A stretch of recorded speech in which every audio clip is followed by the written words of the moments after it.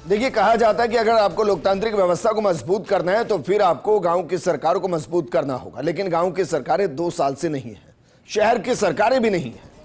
क्या वाकई में ओबीसी आरक्षण के नाम पर इनको रोका गया है, वजह कुछ और आज जो आदेश हाईकोर्ट ने दिया है, क्या उसके बाद चुनाव का रास्ता साफ हो गया है?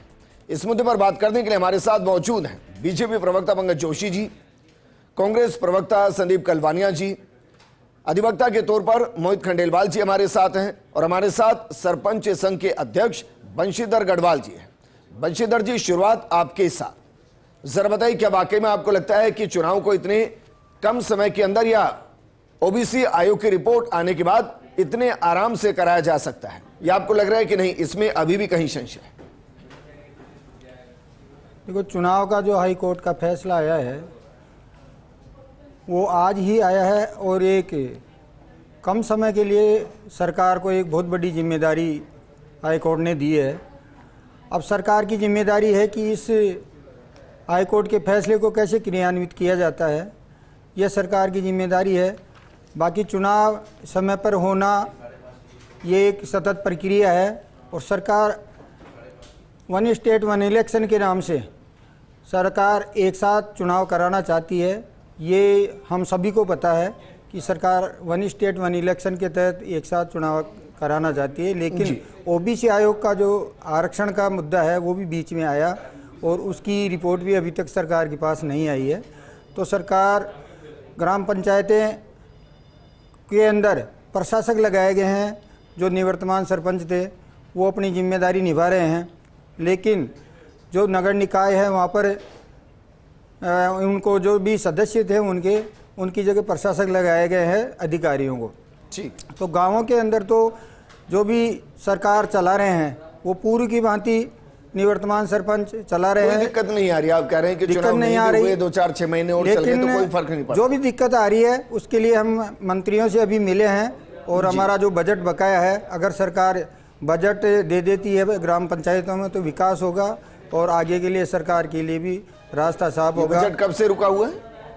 बजट 2024-25 का बकाया है, करीबन 1600 करोड़ रुपए, और 1700 करोड़ रुपए 2025-26 का है। ऐसे करके करीबन 3350 करोड़ रुपए राज्य वित्त आयोग का बकाया है। और केंद्र से बिना गांव का विकास कैसे हो रहा है? फिर गांव के विकास में दिक्कत आ रही है, इसी वजह से तो हमने ज्ञापन दिया है सरकार को, और सरकार को चेताया है कि जो भी बकाया पैसा है वो ग्राम पंचायतों में दीजिए, जिससे ग्राम पंचायतों में विकास के कार्य निरंतर चलते रहे। अच्छा, कुल बजट का कितने % जो बकाया है? कुल बजट का करीबन 2 साल का बकाया है अभी तक राज्य वित्त आयोग का। पूरा नहीं है, लेकिन करीबन 1.5 साल का तो बकाया है ही। एक किस्त तो पूरी बकाया है 2024-25 की 1300 करोड़ रुपए की, और 25-26 की फर्स्ट किस्त है 1700 करोड़ की। उसके अलावा सेकंड किस्त का अभी तक डेटा हमारे पास नहीं है, और 300 करोड़ रुपए 2024-25 की जो फर्स्ट किस्त है वो बकाया है। तो उधारी में चल रही है पंचायत अभी? हाँ, उधार में काम हो रहे हैं सारे, या काम हो ही नहीं रहे हैं? ग्राम पंचायतों में जो बजट था वो खर्च कर चुकी है ग्राम पंचायतें, और जो भी साफ सफाई का और वो जो काम है उसके लिए सरकार से हम प्रयास कर रहे हैं कि बजट जारी करें। तो सरकार से हमारी तो यही, चलिए भाई, चुनाव तो जब कराना है कराइए, कोई बात नहीं, बजट तो दीजिए। फिर अभी थोड़ी ना ये बजट भी रोक देंगे, काम भी नहीं करने देंगे, चुनाव भी नहीं कराएंगे, नए नेता भी नहीं चुनने देंगे, कोर्ट में भी बार बार जाएंगे।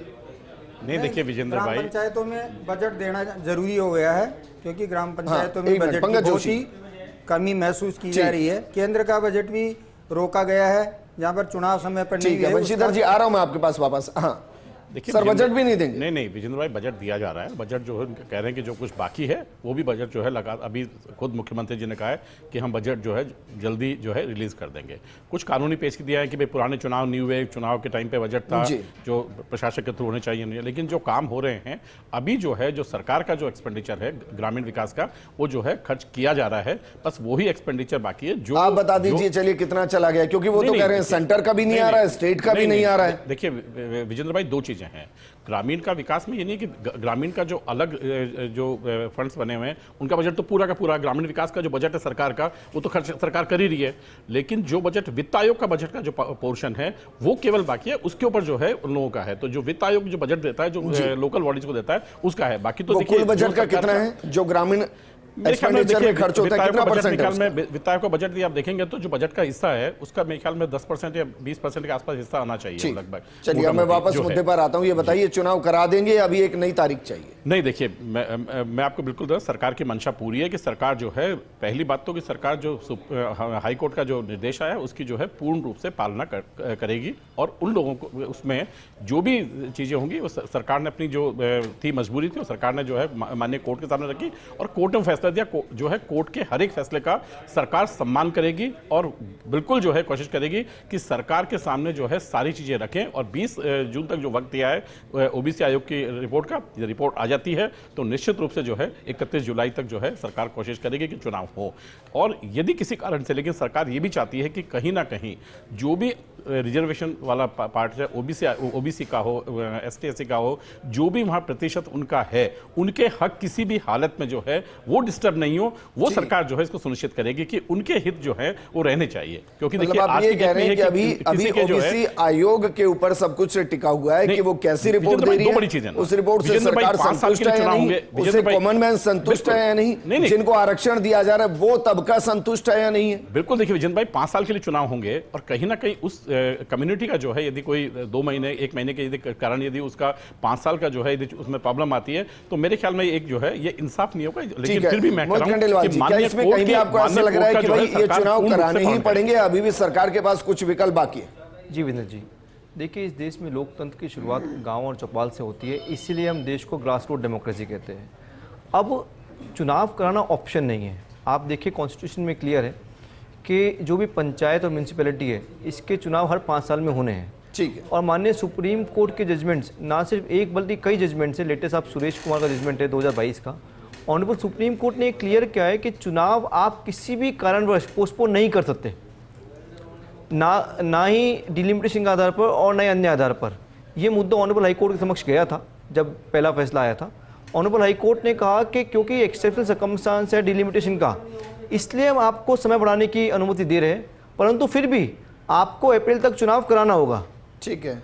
अब क्योंकि इन्होंने चुनाव नहीं कराए तो अपने आप में एक डिफॉल्ट खरीद किया, इसलिए ऑनरेबल हाई कोर्ट ने कहा हम दिसंबर तक आपको टाइम नहीं देते, आपको 31 जुलाई तक चुनाव कराना होगा। क्योंकि आज की तारीख में जो रिप्रेजेंटेशन हो रहा है वो एडमिनिस्ट्रेटर द्वारा हो रहा है। एडमिनिस्ट्रेटर जो है वो सरकारी नुमाइंदे हैं, वो कोई डेमोक्रेटिक अपॉइंटेड पीपल नहीं है। ठीक बात है। तो ऐसी स्थिति में ये संविधान का उल्लंघन है और इसीलिए ऑनरेबल सुप्रीम कोर्ट का क्लियर मैंडेट है कि आपको चुनाव कराना अनिवार्य है। सरकार के पास ऑप्शन नहीं है, सरकार को चुनाव कराना होगा। अब ये कह रहे हैं कि सुप्रीम कोर्ट भी चले जाएंगे तो बहुत राहत नहीं मिलेगी, राहत की उम्मीद भी नहीं की जा सकती। देखिए विजेंद्र जी, मुझे लगता है माननीय सुप्रीम कोर्ट के जो पूर्व के जजमेंट्स है, 2006 का ले ले या 2022 का ले ले, ऑनरेबल सुप्रीम कोर्ट का इस पे मत क्लियर है कि चुनाव को केवल मात्र कुछ परिस्थितियों में ही आप डिफर कर सकते हैं, जैसे कोई नेचुरल कैलेमिटी हुई, बाढ़ आ गई। मानिए ओबीसी आयोग की रिपोर्ट आती है, देखिए अगर रिपोर्ट के अंदर त्रुटियां आती हैं जी, उन त्रुटियों को लेकर सवाल खड़े होते हैं। अब मुझे बताइए कि क्या सुप्रीम कोर्ट में ये कहा जा सकता है कि भाई इस आयोग की इस रिपोर्ट में ये त्रुटियां हैं, त्रुटियां सही करने के लिए अगले 2-3 महीने और चाहिए, इन त्रुटियों के साथ किया गया तो फिर नीचे आक्रोश बढ़ेगा और इसलिए हम इलेक्शन को पोस्टपोन करने की बात करते हैं? क्या ये संभव हो सकता है? जी देखिए विजेंद्र जी, अगर ऐसा कोई मुद्दा अगर कोर्ट में जाता है तो माननीय न्यायालय तय करेगा, पर आज का अगर पोजीशन ऑफ लॉ देखते हैं तो सुप्रीम कोर्ट ने क्लियर किया हुआ है कि अगर डिलिमिटेशन का मुद्दा है या ओबीसी आयोग का मुद्दा है तो ये इलेक्शन कमीशन की ड्यूटी है कि आप इस समय पर कराएं। ठीक बात। अगर आप नहीं कर पा रहे तो आपने अपने दायित्व को पूर्ण नहीं किया, पर ऐसे किसी आधार पर आप चुनाव को डिले नहीं करेंगे, क्योंकि चुनाव कराना एक मताधिकार है जो हर पंचायत के व्यक्ति को दिया जाना आवश्यक है। तो आप ये कह रहे हैं इस बार चुनाव कराने ही पड़ेंगे, जुलाई में ही कराने पड़ेंगे, 31 जुलाई तक कराने पड़ेंगे? देखिए जब ऑनरेबल हाई कोर्ट ने डेट फिक्स कर दी है और सरकार के निवेदन पर ही एक्सटेंशन किया गया है, इसके बाद एक्सटेंशन मिले इसकी संभावनाएं कम है। ठीक है संदीप कलवानिया जी, क्योंकि आप भी वकील हैं सर, जरा बताइए क्या वाकई में अब मानकर चलें कि काउंटडाउन शुरू हो चुका है, अब कोई किंतु परंतु बचा नहीं? निश्चित रूप से योगेंद्र जी, अब सरकार के विजेंद्र पास कोई विजेंद्र जी, अब सरकार के पास ऐसा कोई उपाय नहीं है कि जिसकी वजह से ये चुनाव टाल सकें। अब मैं आपको बताऊंगा, संविधान के जो अमेंडमेंट हुआ था 73वां 74वां, उसमें अनुच्छेद जोड़े गए थे 243 ई और यू। इसमें स्पष्ट प्रावधान था कि पंचायत राज संस्थाओं के और नगर पालिकाओं नगर निकायों के चुनाव 5 साल में होंगे। सरकार ने चुनाव करवाए नहीं। अपने यहाँ राजस्थान में जनवरी 2025 में पंचायत राज संस्थाओं के चुनाव उनका कार्यकाल पूरा हो गया था। अब सरकार ने, भारतीय जनता पार्टी की जो डबल इंजन की सरकार है, उन्हें पूरा 1 साल निकाल दिया। पहले परिसीमन और इसमें पुनर्गठन के आधार पर इन्होंने चुनाव टाले, फिर SIR के नाम से चुनाव टाले, फिर वन स्टेट वन इलेक्शन के आधार पर चुनाव टाले, फिर OBC आयोग की रिपोर्ट के आधार पर। मगर माननीय उच्च न्यायालय ने, आप देखें, 14 नवंबर 2025 को आदेश दिया था कि आप पुनर्गठन की जो डेट है वो 31 दिसंबर तक रहेगी, आपकी पूरी कार्रवाई 31 दिसंबर तक करनी पड़ेगी, उसके बाद में आपको चुनाव 15 अप्रैल तक करवाने होंगे। मगर राज्य सरकार और निर्वाचन आयोग ने चुनाव नहीं करवाए, उस कंटेम्प्ट की कार्रवाई शुरू हुई। कंटेम्प्ट की कार्रवाई शुरू होने के बाद में राज्य सरकार ने एक प्रार्थना पत्र प्रस्तुत किया और उसमें 7 आधार दिए, गर्मी का भी दिया, बरसात का भी दिया, किसानी का भी दिया किसानों के लिए, और स्कूलों का जो नामांकन चल रहा है, प्रवेश चल रहा है, वो भी आधार दिया। मगर अब जो आज का जो माननीय उच्च न्यायालय का आदेश आया है, निश्चित रूप से वो लोकतंत्र की जीत है और निश्चित रूप से अब इनके पास कोई चारा नहीं बचा है, राज्य निर्वाचन आयोग के पास और राज्य सरकार के पास। इनको हर हाल में चुनाव कराने पड़ेंगे। माननीय उच्च न्यायालय ने पहले ही इसी मामले में, जब ये संयम लोढ़ा जी की जो याचिका थी, उसमें संयम लोढ़ा जी सुप्रीम कोर्ट गए थे और सुप्रीम कोर्ट में स्पष्ट कहा था कि अगर आपको समय बढ़ाना है तो आप माननीय उच्च न्यायालय में आप अप्रोच कर सकते हैं। उसी के आधार पे इन्होंने अप्रोच किया राज्य सरकार ने, और सरकार ने, आप देखें, माननीय उच्च न्यायालय ने पहले भी 6 महीने का टाइम दिया था, अब करीब 3.5 महीने का टाइम दे चुका है। तो मेरे को नहीं लगता कि अब राज्य सरकार के पास या निर्वाचन आयोग के पास कोई विकल्प है चुनाव टालने का। मगर डबल इंजन की सरकार है, ये चुनाव टालने में माहिर है, कोई ना कोई ऐसा हथियार ले आएंगे जिससे चुनाव नहीं करा पाएंगे। तो इनकी आपने स्टेट इलेक्शन कमीशन का भी जिक्र किया। भाई, जब OBC आयोग की रिपोर्ट ही नहीं आएगी और आरक्षण के आधार पर इलेक्शन होना है, तो इसमें इलेक्शन कमीशन क्या करेगा? मैं बताऊं, उसमें भी मैं OBC कानूनी प्रावधान में आयोग इंडिपेंडेंट है, मैं उसमें भी कानूनी प्रावधान बता दूं। देखिए, OBC आयोग का गठन इन्होंने कब किया? जब कार्यकाल पूरा हो गया इन पंचायत राज संस्थाओं का, नगरीय निकाय का। इन्होंने 9 मई 2025 को किया। चुनाव बकाया हो गए थे अपने जनवरी 2025 में। इन्होंने 4 बार कार्यकाल बढ़ा दिया है OBC आयोग का। इनकी मंशा ही नहीं OBC आयोग की रिपोर्ट लेके चुनाव कराने की। मगर माननीय उच्चतम न्यायालय ने सुरेश महाजन versus state of Madhya Pradesh के मामले में स्पष्ट कहा है कि किसी भी कारण से चुनाव नहीं टाले जा सकते। यहां तक कि OBC आयोग की रिपोर्ट के आधार पे भी, अगर ये OBC आयोग का रिपोर्ट, अगर आपने अभी जिक्र किया कि त्रुटि अगर उसमें कुछ होती है, तो उसके आधार पे भी चुनाव नहीं टाल सकते। उनको सामान्य सीटों को मानते हुए आप चुनाव करा सकते हैं। तो मेरे को यह लगता है कि अब राज्य सरकार के पास और निर्वाचन आयोग सामान्य सीट मानते हुए चुनाव कैसे करा देंगे? उनको आप आरक्षण, आप उनको जो OBC को जो आरक्षण दे रहे हैं, तो उनको सामान्य मानते हुए आप इलेक्शन करा सकते हैं। मगर अगर इतना 2 साल का समय होने के बावजूद भी अगर ये OBC आयोग की त्रुटिपूर्ण रिपोर्ट अगर लेके आते हैं, तो इनकी विफलता है पूरी तरह से। ये चुनाव आयोग का गठन का औचित्य ही नहीं बचा जब आप कह रहे हैं कि भाई सामान्य सीट मानकर उस पर इलेक्शन करा सकते हैं। बिल्कुल, माननीय उच्चतम न्यायालय ने सुरेश महाजन फिर तो OBC आयोग का गठन ही क्यों हो रहा है? मध्य प्रदेश के मामले में कहा है आपको सामान्य सीट मानकर ही इलेक्शन करा देना है, विजेंद्र जी, तो कोई फर्क ही नहीं पड़ रहा है कि OBC आयोग की रिपोर्ट आ रही है नहीं आ रही है। विजेंद्र जी, अगर इनको OBC आयोग सही है, बिल्कुल, क्योंकि मैं जितना जानता हूं उसमें तो OBC आयोग की रिपोर्ट के आधार पर आपको रिजर्वेशन सेट करके फिर इलेक्शन कराना है। देखिए विजेंद्र जी, जजमेंट जो इन्होंने साइट किया है वो जजमेंट सुरेश महाजन का सही है। उसमें ऑनरेबल सुप्रीम कोर्ट ने कहा है कि चाहे डिलिमिटेशन हो या OBC आयोग हो, आपको चुनाव कराना है, ये आपकी ड्यूटी है। परंतु उसमें ये नहीं कह सकता कि आप उस सीट को नॉर्मल सीट मानकर कर देंगे। आपको पुराना रिकॉर्ड देखना पड़ेगा। जो संविधान के अंदर OBC रिजर्वेशन दिया हुआ है वो वहाँ पर देकर चुनाव करा सकते हैं। तो चुनाव कराया जा सकता है। OBC आयोग अगर रिपोर्ट नहीं देता तो केवल इस आधार पर चुनाव को लगातार पोस्टपोन किया जाए, ये संवैधानिक तौर पर गलत होगा। तो इसलिए ऐसा नहीं है कि आप स्टेट इलेक्शन कमीशन करेगा। जी, स्टेट इलेक्शन कमीशन आयोग की रिपोर्ट का काम स्टेट गवर्नमेंट का है। स्टेट गवर्नमेंट आंकड़े इकट्ठे करके, अच्छा, स्टेट गवर्नमेंट ये तय करेगी कि भाई ये फला सीट इसके लिए रिजर्व है। ना पुराने डाटा इकट्ठा करने का काम जो स्टेट गवर्नमेंट का है। स्टेट गवर्नमेंट रिपोर्ट बना के इलेक्शन कमीशन को देगी और उसके आधार पे सर इतना क्यों घुमा रहे हैं? मतलब स्टेट इलेक्शन ये तय कर देगी कि इस सीट पर SC है, इस OBC के इसको देना है, इसको देना, ये सीट है, ये सीट आप करा दीजिए। नगरीय निकाय में तो जिला निर्वाचन अधिकारी का काम है ये पूरा, और जिला निर्वाचन अधिकारी निर्वाचन आयोग के बिहाफ पे काम करता है। तो इस जो सारा काम जो इलेक्शन कराने का काम है वो संविधान के अनुच्छेद 243 में ही है। तब आता है ना जब पूरी व्यवस्था सेट हो। अब आप 2 चीजों को एक साथ मिक्स करें मोहित। इलेक्शन कमीशन का काम तब होता है जब पूरी सेट व्यवस्था हो, उसको बस बताना है कि भाई आपको इलेक्शन कराने हैं, वो इलेक्शन करा देगा आपके लिए। लेकिन कौन सी सीट रिजर्व होनी है, कौन सी नहीं होनी है, ये तो स्टेट का काम है और ये रिपोर्ट के आधार पर होता है। इसका इलेक्शन कमीशन से कोई लेना देना ही नहीं है। बिल्कुल विजेंद्र जी, आपकी बात सही है। कि जो रिपोर्ट है वो ओबीसी आयोग को पेश करनी होती है, उसके आधार पर इलेक्शंस कंडक्ट कराए जाने होते हैं। परंतु यदि ओबीसी आयोग रिपोर्ट देने में असफल रहता है या वो अपने टेन्योर में ऐसा करने में असफल रहता है, तो मेरा ये मानना है कि जो पुरानी रिपोर्ट है उसके आधार पर आप इलेक्शन करा सकते हैं, क्योंकि डेटा आज का नहीं है, डेटा पहले से उपलब्ध भी है। जी। और जो पुराना, अगर ये कहते हैं कि नया डेटा उपलब्ध नहीं हो पाया इस कारण से नई रिपोर्ट नहीं दे पा रहे, तो जो उपलब्ध डेटा है उसके अकॉर्डिंग रिपोर्ट दे सकते हैं। तो रिपोर्ट देना अनिवार्य है, पर रिपोर्ट उपलब्ध मापदंड के अनुसार भी दी जा सकती है। पंकज जोशी जी, अब मुझे बताइए भाई, अगर वाकई में इलेक्शन कराने होते तो पुराने डाटा के आधार पर करा लीजिए, नए डाटा को अगले इलेक्शन में इस्तेमाल कर लीजिएगा। देखिए विजेंद्र भाई, दो बड़ी बातें हैं। अभी जो कांग्रेस प्रवक्ता ने बात कही कि 73 और 74 अमेंडमेंट, मुझे बताइए कब आया ये? 1992 में। और चुनाव लोकल बॉडी से कब बंद हुए थे? कितने साल बंद रहे? उस टाइम पर बीजेपी की सरकारें कितनी जगह पर थी? मेरे ख्याल में बीजेपी का गठन ही नहीं हुआ था ना के बराबर। 1980 में, 1980 के पहले से चुनाव बंद थे, मुझे बताइए गठन ही नहीं हुआ था। मतलब 1992 में लाने के बाद ये जो है दुहाई देते हैं कि 73वें 74 अमेंडमेंट, ये तो विपक्ष का दबाव था कि 73 74 अमेंडमेंट आना था, 92 में आया और 94 में, उसके बाद भी 92 में आने के बाद भी पहला इलेक्शन लोकल बॉडीज का 94 में हुआ। तो 2 मिनट देखिए, मैंने नहीं बोला, मैंने देखिए प्लीज एक बार कलवाने जी, मैं कलवाने जी प्लीज देखिए, मैं बोला नहीं, कलवाने जी बोला नहीं, मैं इसलिए कह रहा हूं। इसके बाद देखिए मैं बात बात करेंगे। नहीं, संदीप कलवानिया जी, संदीप कलवानिया जी, भाई मेरी बात सुनिए। संदीप कलवानिया जी, भाई बहस नहीं, आप एक एक करके बात कर लीजिए, पब्लिक के समझ में आ जाएगा। आपने लगातार, आप भी बात कर लीजिएगा, बोलिए पंकज जी। मैंने कहा इतने टाइम तक आपने रोके रखा, उसके बाद जो है अमेंडमेंट आया और ये है। अब 2 बड़ी बात थी। नहीं, अमेंडमेंट आने के बाद कितनी बार इलेक्शन होल्ड हुआ है?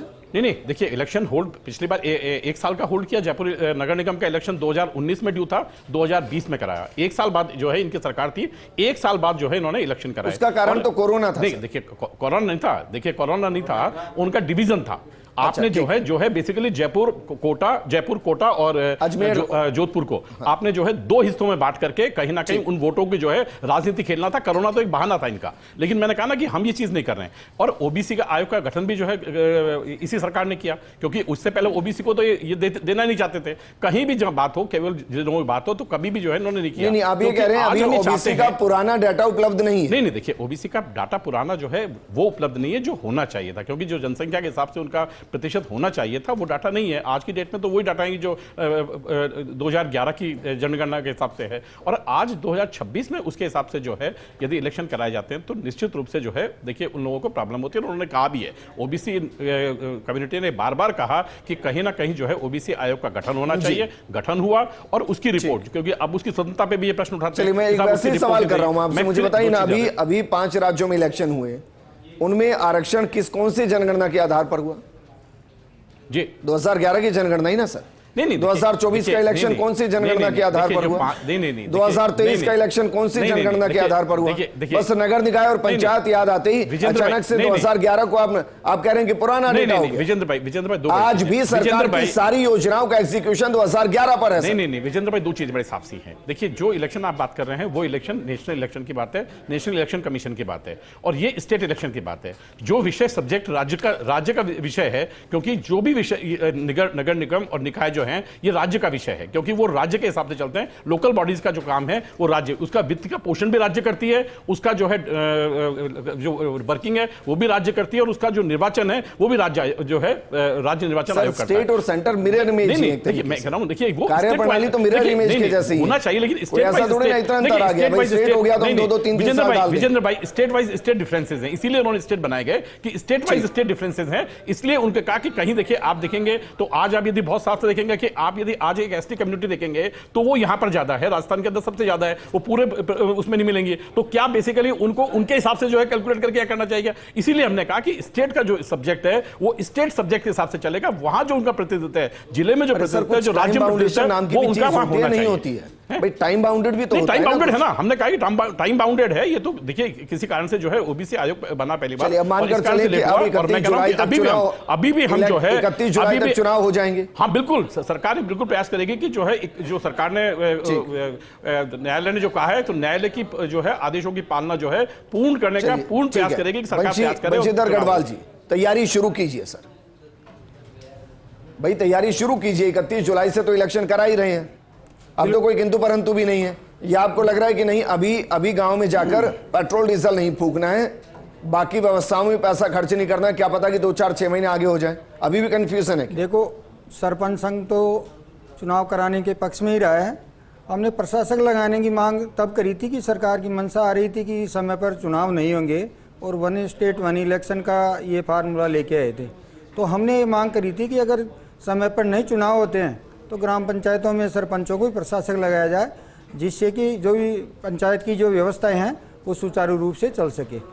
अब सरकार का काम है कि चुनाव कोर्ट का आदेश है, उसके अनुसार कराएं या नहीं कराएं, वो सरकार का मामला है, क्योंकि सरकार को ओबीसी आयोग का भी देखना है और समय पर चुनाव भी कराना है। तो इन सब चीज़ों को देखते हुए चुनावों की तैयारी तो सब लोगों को करनी चाहिए। स्टेट में चुनाव जो पंचायत राज के नगर निकायों के हैं वो चुनावी मोड में तो है ही, और ये कब होंगे ये सरकार के ऊपर निर्भर करता है। अब बोलिए संदीप कलवानिया जी, क्या कह रहे थे? देखिए, आप जो ओबीसी आयोग की रिपोर्ट की बात कर रहे हैं, 9 मई 2025 को राज्य सरकार ने ओबीसी आयोग का गठन किया था। करीब 1 साल से भी ज्यादा समय हो गया। ना दोबारा बताइए, तारीख क्या है? 9 मई 2025। ठीक है, 1 साल मतलब 1 साल हो गया। हाँ, ठीक। और आप देखें लगातार पूरा, आपने पिछली बार भी अपन ने कई बार डिबेट किए, 2025 का साल जो निकाला था इनके बयानवीर मंत्रियों ने, हमेशा झूठ पे झूठ, इस साल करा देंगे, इस महीने करा देंगे, इतनी तारीख को करा देंगे, मगर चुनाव नहीं करा पा रहे। अब आप बता रहे हैं कि ये, क्योंकि अभी कंटेम्प्ट अभी भी पेंडिंग है और 26 मई को उसकी तारीख मुकर्रर है। अब लग नहीं रहा कि सरकार के पास और निर्वाचन आयोग के पास कोई गली है कि जिसके आधार पे चुनाव टाल पाएंगे, क्योंकि आप देखें कि पिछले कई दिनों से नहीं, सरकार चुनाव टालना चाह रही है, ओबीसी की रिपोर्ट नहीं आ रही है इसलिए चुनाव नहीं हो रहे हैं, तो अलग बात। तो एक बहाना है, जबकि सरकार ने जो जुमले गढ़े थे विधानसभा चुनाव में, एक और राज्य की जनता के साथ जो उन्होंने वादे किए थे उसमें पूरी तरह से विफल हो गए। लेकिन फिर भी मेरा सवाल है संदीप जी, जरा बताइए, क्या ओबीसी आयोग स्वायत्त संस्था है या सरकार के अधीन संस्था है, क्या है? देखिए, आयोग है, आयोग खुद इंडिपेंडेंट बॉडी होती है, तो फिर सरकार का क्या लेना देना? आप एक बात है, गठन सरकार ने किया है, उस पे सारा, तो उसकी एक टाइम लिमिट होती है, टाइम लिमिट होती है। आप देख, 1 मिनट योग्य, आप तो राष्ट्रपति को भी चुनती है सरकार, 4 बार टाइम बढ़ाया, को भी चुनती है, टाइम बढ़ाया, जज भी चुनते हैं, फिर पालना करनी है। आप अनिश्चित टाइम के लिए दो चीजें एक साथ नहीं, रिपोर्ट के आधार पर टाल नहीं सकते। मैं बताऊं, मोहित खंडेलवाल, मुझे जो प्रोग्राम क्लोज करना है भाई, ओबीसी आयोग तो इंडिपेंडेंट बॉडी है ना, क्या उसने रिपोर्ट दिया नहीं दी, इस पर भी सरकार से क्वेश्चन होगा या ये ओबीसी आयोग से क्वेश्चन होगा? किससे होगा? पेंडिंग है, इसको लेकर भी याचिका पेंडिंग है, जो डिले हो रहा है उसको लेकर भी। मेरा एक सबमिशन से पहले ये है कि अगर आप माननीय उच्च न्यायालय का नवंबर 2025 का फैसला देखेंगे तो उस वक्त सरकार ने जो अतिरिक्त समय मांगा था, जो हाईकोर्ट ने दिया था, वो इस आधार पर दिया था कि आप परिसीमन की कार्रवाई कर रहे हैं, और परिसीमन के एकमात्र आधार पर ही इनको चुनाव प्रक्रिया विलंब करने की अनुमति दी गई थी। ठीक है, तो माननीय राजस्थान उच्च न्यायालय ने ओबीसी आयोग के आधार पर एक टाइम एक्सटेंड नहीं किया था, तो परिसीमन एकमात्र आधार था, और माननीय उच्च न्यायालय ने कहा था आप दिसंबर तक परिसीमन पूर्ण करें और चुनाव कंडक्ट करें। तो मुझे लगता कि ओबीसी आयोग के आधार पर सरकार आगे इसको विलंब करने में करना चाहेगी और ऐसा कर सकेगी। मुझे लगता है सामाजिक रूप से पॉसिबल है। ठीक है, पंकज जी, फाइनल कमेंट। देखिए, बिल्कुल आपने कहा कि खुद ने कहा इन्होंने कि जो है हमने परिसीमन का था, परिसीमन हमने टाइम बिंग कर भी दिया, माननीय कोर्ट ने कहा हमने परिसीमन पूरा कर भी दिया। हम यही चाहते थे कि सरकार इसमें थी कि कहीं भी जो है इलेक्शन, हम बिल्कुल इसके पक्ष में थे कि 1 स्टेट 1 इलेक्शन हो, जिससे कम से कम जो है बचें। और क्योंकि आपने खुद ने देखा कि वेस्ट बंगाल के अंदर 5-5, 6-6 चरणों में चुनाव होते थे, 2 चरणों में हुए, छत्तीसगढ़ में पहले 6-6 चरणों में चुनाव होते थे, 1 चरण में चुनाव हुआ। तो ये जो चीजें हैं, कहीं ना कहीं इस चुनाव सुधारों में भी ध्यान होना चाहिए, जनता का जो प्रतिशत है उनका आना चाहिए, क्योंकि लोकतंत्र में जब तक उनकी भागीदारी नहीं होगी, जिन लोगों का अधिकार है, तब तक जो है लोकतंत्र नहीं कहलाएगा। इसलिए हम ये चाहते हैं कि वहां कहीं ना कहीं ओबीसी आयोग की रिपोर्ट जो है, जैसा माननीय न्यायालय ने कहा है उसके अनुरूप आए, और हम जो है माननीय न्यायालय का आदेश की पूर्ण पालना जो है उस तारीख पर। चलिए ठीक है पंकज जी, शुक्रिया हमारे साथ। संदीप जी आपका भी शुक्रिया, मोहित जी और बंशीधर जी आपका भी शुक्रिया। लोकतांत्रिक व्यवस्था की सबसे बड़ी खूबसूरती होती है चुनाव, क्योंकि आम आदमी को अपना नेता चुनने का मौका मिलता है, और ये होना चाहिए, नियमों के हिसाब से होना चाहिए। हम उम्मीद कर रहे हैं कि सरकार जो हाईकोर्ट ने समय दिया है उस निर्धारित समय के अंदर चुनाव को कराने के लिए प्रतिबद्ध होगी। इस प्रोग्राम में फिलहाल इतना ही।